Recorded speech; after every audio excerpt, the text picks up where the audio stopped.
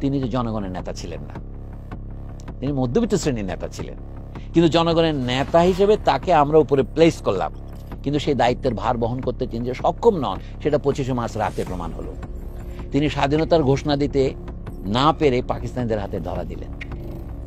অথচ তাকে বলা হয়েছিল, এখন আওয়ামী লীগ পরবর্তীকালে যে মিথ তৈরি করেছে, 7ই মার্চে তো সেই ঘোষণা দেওয়া হয়ে গিয়েছে, আরেকটা মিথ তারা তৈরি করলেন, সংবিধানে একটা মিথ্যা দলিল তারা লাগিয়েছেন যে তিনি 25শে মার্চ 26শে মার্চ ভোরবেলা একটা বার্তা পাঠিয়েছিলেন।